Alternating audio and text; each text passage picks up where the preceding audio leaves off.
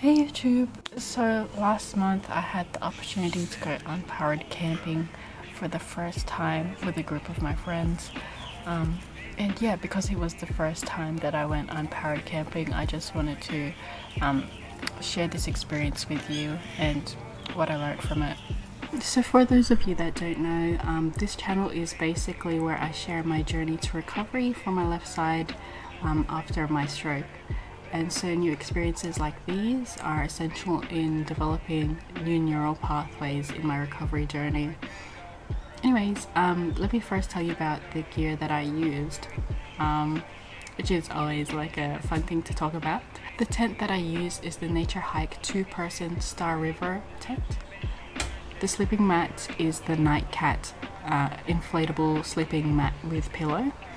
And the sleeping bag that I used is the FE Active Camping sleeping bag, and all of these I just bought off Amazon.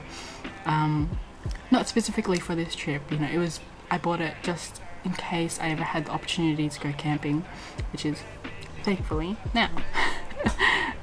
Yeah, with the tent I had only set it up and packed it down once before just to test it out, and I found that I was able to do it by myself, but the setup did take a good 10 minutes, but that was only because I had accidentally placed the fly around the wrong way. And so in the lead up to camping, I also got advice from my experienced camping friend that I needed to waterproof my tent because it was new, and so I bought waterproofing spray from Bunnings and sprayed it on the tent, the mat, as well as I think the bottom of the inner, just to be safe.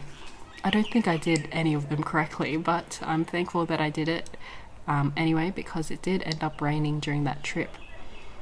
And so the camping site that we went to was Bristol Point Campgrounds near Jervis Bay, and it was really good. Near the campsite was a beach that you could walk to, and so the camping ground itself was a mixture of bush and beach. So the campsites that you can book are in the bush, and then walkable distance is the beach. It was like a 10 out of 10 campground experience. The good thing as well with those campgrounds was that the facilities were really well maintained. I mean, when I stayed there, I saw that they cleaned it every day. Like they took about an hour of the day to clean all the showers, all the toilets, and make sure it's really good for use every day. And so when we first arrived, I noticed that the campground we had booked had a lot of dried leaves on the ground. So I made sure to sweep them away with my shoe first. Though looking back now, I probably should have swept more away and set up the tent closer to the middle of the camping ground. Only because during my stay there, I did get bitten by a leech, and I also noticed a lot of bugs, a lot of insects that were like closer to the dead leaves, probably because they were hiding there and that's their food source. The setup process took a bit longer due to the fact that I was also trying to film myself, and also because I wanted to try setting up the tent using the fly first method, because I didn't want to get the inner wet, and it was raining during that day. Yeah, I don't know, I guess I just like to make things harder for myself. I was also conscious to use this whole exercise as an opportunity for my left hand to be used. Eventually I got there in the end and started setting up the sleeping setup. So I inflated the mats and unpacked the sleeping bag. The camping setup I had served me really well throughout the 2 nights and 3 days that we stayed. I had a really good sleep. I was a bit scared that the sleeping bag that I had would be a bit too thin for the nights that we were staying, but the tent insulated really well. The only thing that was a bit annoying were the tent doors. Because they were in a semicircle configuration, it meant that when the tent flap would fall down, sometimes it would land on the ground outside of the tent. And so looking back on it now, it would have probably been better to go for the Nature Hike Mongar 2-person tent instead. Otherwise, I didn't really have a problem with the camping setup. And by the end of the setup, you know, I felt really accomplished. I couldn't stop being giddy whenever I looked at my tent, and I guess that was something that I really took away from the whole camping trip, was just the joy that that sense of independence brings you. And so by the end of the 3 days, when it was time to pack up, I wasn't really able to record anything because we had such a tight time frame for checkout, and also like I woke up late. And so I did manage to pack up the tent and sleeping mat. The sleeping bag was a totally different scenario, just because the sleeping bag that it came with was really small and really tight. It was hard to put it back.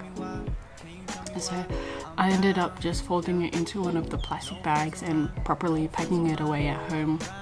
I guess just in summary, in reflection, I learned so much from this experience, mainly about what I could and couldn't do by myself.